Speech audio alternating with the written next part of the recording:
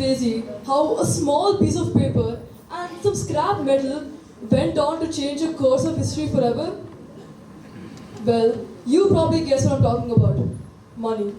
Whether it's cash, cards, or coins, we all have it in some form or the other. But have you ever stopped to wonder where it actually came from? How did we go from trading cows to swiping cards? How did we go from appreciating a coin to hoping for Bitcoin? Well, I'm here to tell you. So long ago, maybe in the first century, the whole world revolved around trade. People would trade their livestock for such things as grains, millets, oats, spices, and other utilities which we needed. But sometimes, this system would not work out in the slightest. Because what if I wanted fish, he had it, but I didn't have anything to offer? Or if I had fish, he had something to offer, but it wasn't a fair trade? Well, finally, this is where money comes in, specifically coins. So long ago, about in 7th century, Lydia, which is modern day Turkey, and no, I'm talking about the country Turkey, not the food. People realized that trade was not efficient anymore, so what they did to combat this problem, they took scrap metal from jewelry stores, melted it down into a single coin, and this small invention went on to become a revolution. These coins were easy enough for people to trade with. A lot of people accepted them, tradesmen really liked them, and for the best part, no more waiting for a perfect exchange.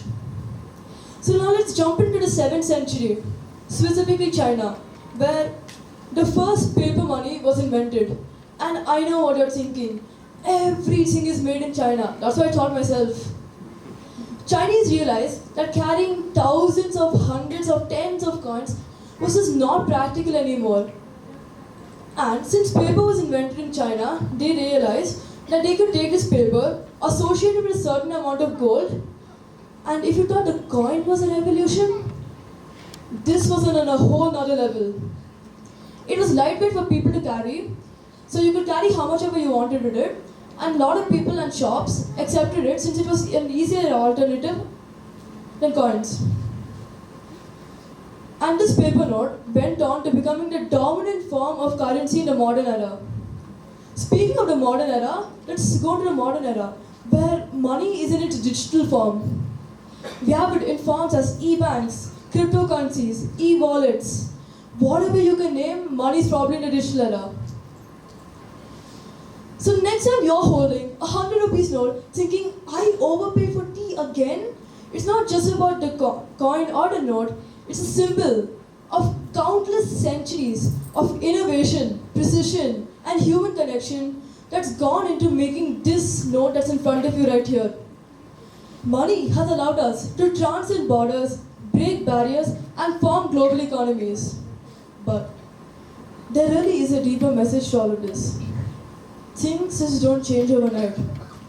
Money didn't change overnight. No, it took years, centuries, or even decades just to make this note here. This brings me to gratitude.